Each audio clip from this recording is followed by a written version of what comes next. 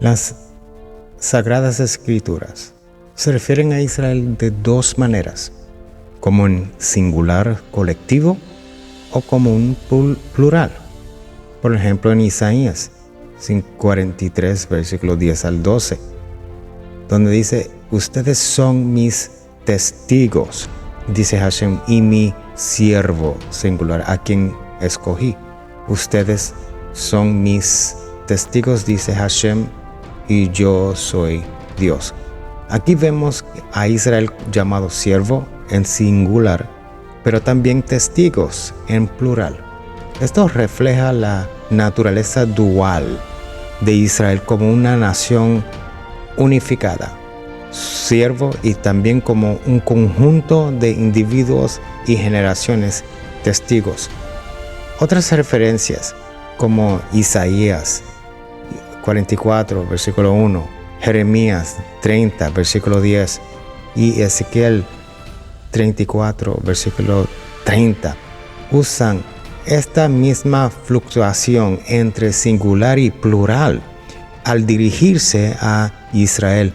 Esto sienta las bases para entender cómo Israel en capítulo 52 y 53 emplea ambos números gramaticales. Analicemos Isaías 52, versículo 13 hasta el 53, versículo 12. Vemos que quien está hablando inicialmente es Hashem mismo, introduciendo a su siervo en 52, versículo 13. Luego en Isaías 53, 1 al 9, cuando leemos en contexto las naciones gentiles, describe los sufrimientos y la exaltación final de este siervo. Finalmente, en Isaías 53, 10 al 12, Hashem vuelve a tomar la palabra confirmando la justificación y glorificación de su siervo. La pregunta clave es: ¿a quién se refiere este siervo que sufre? En el versículo 4 encontramos una pista lingüística clave. Ese Umahjoveyenu Sevalam literalmente significa en el versículo 4: y nuestros dolores ellos soportaron, llevaron. La palabra hebrea Sevalam en ese versículo 4 de 53 está conjugada en tercera persona plural masculina, que literalmente es ellos soportaron. La mayoría de las traducciones omiten erróneamente este plural y lo vierten como él soportó. Pero el texto hebreo original literalmente, claramente se refiere a un grupo plural, o sea, ellos, no un individuo. Esto es un error aliciado fue algo hecho intencionalmente. Espero que puedan entender esto. En Isaías, vamos a mirar en Isaías 46, versículo 4, donde se lee, dice esto: y hasta la vejez yo mismo, y hasta las canas yo cargaré, y soportaré, yo cargaré y salvaré. Aquí, por ejemplo, en Isaías 46, 4, para que vean que no estoy saliendo de contexto y mirando dentro del mismo capítulo, aquí vemos que la palabra hebrea clave es Va'ani Esbol, en hebreo de Isaías 46, versículo 4. Aquí viene de la raíz sabal, que significa soportar o cargar. Esta palabra está conjugada correctamente en primera persona singular en forma masculina. Yo soportaré. Estoy haciendo una comparación. Dios mismo está hablando y declarando que Él personalmente en este versículo soportará y cargará a su pueblo en su vejez. el uso de la primera persona singular aquí es totalmente apropiado y se traduce fielmente basado en el español. Ahora veamos otro ejemplo donde se traduce correctamente en Lamentaciones, capítulo 5, versículo 7. Dice, Avoteinu Hatu Einam Ba'anahu Nachnu, Avanot Eihem Savalnu. Se traduce, nuestros padres pecaron y ya no existen, pero nosotros cargamos cargamos sus iniquidades. Que me estoy refiriendo es lo plural que se indica en estos versículos y se usa la misma palabra. En este caso, en este versículo, Lamentaciones, capítulo 5, versículo 7,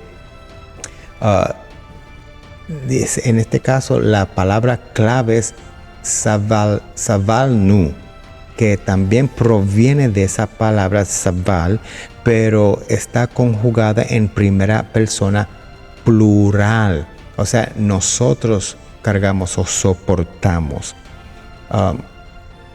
Yo creo que noten es la diferencia de lo que se está diciendo aquí. Esta es una traducción precisa, ya que captura el uso del plural para referirse a un grupo colectivo, o sea, al pueblo Israel, que ha cargado o soportado las consecuencias de los pecados de sus antepasados. Sin embargo, cuando llegamos a Isaías 53, versículo 4, encontramos una traducción problemática. Dice, ciertamente llevó él nuestras enfermedades y sufrió nuestros dolores. Ahora, el texto hebreo original dice, Umahovenu, Savalam. Estoy haciendo énfasis en Savalam, que se traduce literalmente como, y nuestros dolores ellos los soportaron o cargaron. Aquí vemos que la palabra Savalam está en plural. Por eso es importante estudiar el hebreo. Al igual que en Lamentaciones en comparación, pero muchas traducciones lo vierten erróneamente en singular como él soportó o singular o cargó. Esta traducción en singular oscurece el hecho de que el sujeto que carga los dolores es un grupo colectivo, no un individual. Va en contra del uso consistente del plural en el contexto hebreo para referirse al siervo sufriente como una identidad corporal. Básicamente, la traducción correcta se está refiriendo en plural en el versículo 4, no singular como fue traducido en el español y hasta en inglés y quizá en otros lenguajes que lo mal traducen para llegar a su objetivo personal de una creencia falsa. Por lo tanto, mientras que en Isaías 46, versículo 4 y Lamentaciones 5:7 vemos el uso correcto del singular y plural respectivamente. En Isaías 53, versículo 4, nos encontramos con una distorsión injustificada del plural original al traducirlo en singular. Ahora, vamos a mirar otro ejemplo de una distorsión, una perversión, una mala traducción intencional. En el versículo 8 del mismo capítulo 53 de Isaías, encontramos otra instancia. Dice en el hebreo que se traduce Negalamo, que se traduce literalmente como ellos fueron heridos, porque la palabra lamo es el pronombre plural, o sea que se refiere a ellos. El versículo 8 de Isaías 53, muchas traducciones omiten eso por completo, el pronombre plural que es lamo, dejando el lector asumiendo erróneamente que se habla de una sola persona. Y eso lo puedes buscar tú mismo, puedes buscarlo, búscalo, compáralo. El texto hebreo dice así, se traduce literalmente como se debe traducir, es por la rebelión de mi pueblo, ellos fueron heridos. Ahora, esa palabra lamo es un pronombre plural que significa claramente a ellos, pero la mayoría de las traducciones lo omiten o lo traducen en singular. Por la rebelión, dice así como se traduce hoy en día, por la rebelión, y hasta la gente lo tienen ya de memoria, por la rebelión de mi pueblo fue herido. O sea, omiten el plural. O sea, y si aún en inglés, por comparación, for the transgression of my people, ahí lo traducen erróneamente. He was stricken. They were stricken. Esa es la forma literalmente traducido basado en el hebreo. Vemos entonces algunos ejemplos donde este mismo pronombre lamo, la palabra hebrea lamo, se traduce correctamente respetando su sentido plural.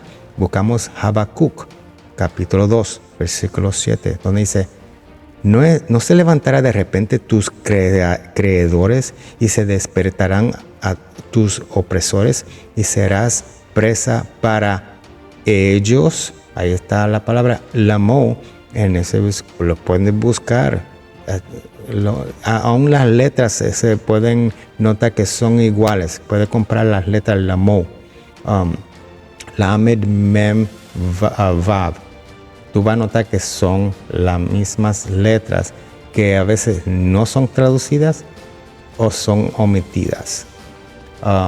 Buscamos Génesis 9:26 y aún el versículo 27, dos veces en el mismo capítulo y uno detrás del otro, donde dice: entonces dijo, bendito sea Hashem, el Dios de Sem, séale Canaán siervo a ellos, lamo. En versículo 27 del capítulo 9 de Génesis: engrandezca Dios a Jafet y more en las tiendas de Sem, y séale Canaán siervo a ellos. Otra vez vemos lamo en ese versículo. Como mencioné, lo pueden buscar tú mismo, no es algo difícil de buscar. Las letras tú vas a notar que son iguales, y si no están traducidos, son omitidos, no son fieles a la traducción literal del hebreo, el lenguaje original de la Biblia. Una vez más, muchas traducciones lo presentan erróneamente en singular o a él, cuando en el hebreo específicamente el plural, específicamente lo dice en plural. Esto no fue un descuido, sino una traducción intencional alterada. Con estos detalles gramaticales aclarados, es evidente que Isaías 52, versículo 3, no se refiere a un individuo sufriente, sino a un grupo colectivo. El pueblo de Israel es el pueblo de Israel. Esta interpretación concuerda con el contexto más amplio del libro de Isaías, donde el siervo es consistente, identificado como en la nación de Israel. Búscalo. Isaías 41, versículo 8 al 9. Isaías 44, versículo 1 al 2. Isaías 45, versículo 4, y etc. Y esos son algunos que te mencioné. El mismo capítulo, Isaías 43, versículo 10 al 12, donde identifica el singular y plural a Israel. Aún más, estos pasajes del Tanakh, puede compararlo y notar la conexión que hay en Isaías 53 con el Salmo 44, Sofonías capítulo 3, 12 al 13. Y aún Isaías en contexto, si sigues leyendo el capítulo, porque el capítulo 53 de Isaías no es aislado, no es solitario, hay contexto. Y ese no es el único capítulo en el libro de Isaías. Isaías tiene contexto. Si sigues leyendo hasta el Isaías 60, capítulo 60, ahí aún emplea un lenguaje similar para describir el sufrimiento y el posterior exaltación de Israel. Por lo tanto, es incorrecto, una falsedad, aplicar Isaías 52 al 53 a un individuo como tal Jesús, ya que se contradice el contexto hebreo original. El siervo sufriente no es Jesús por varias razones fundamentales. Es referido repetidamente por pronombres y verbos en plural, no singular. Ahora, no hay ninguna mención de un sacrificio expiatorio o remoción vicaria de pecados, conceptos ajenos al pensamiento hebreo bíblico de un sacrificio humano. El contexto más amplio de Isaías identifica consistentemente al siervo como la nación de Israel. En resumen, un análisis cuidadoso del lenguaje hebreo original refleja que Isaías 52 hasta el 53 describe el sufrimiento colectivo del pueblo y su eventual vindicación y gloria. No es una profecía sobre un individuo mesiánico, sino una poderosa metáfora de la experiencia histórica del pueblo judío como una luz para las naciones. Al permitir las escrituras hebreas hablen por sí mismas en su contexto original, podemos apreciar su verdadero y profundo significado. Shalom. Para todo lo que necesitas, Hashem te dice, te di mi palabra.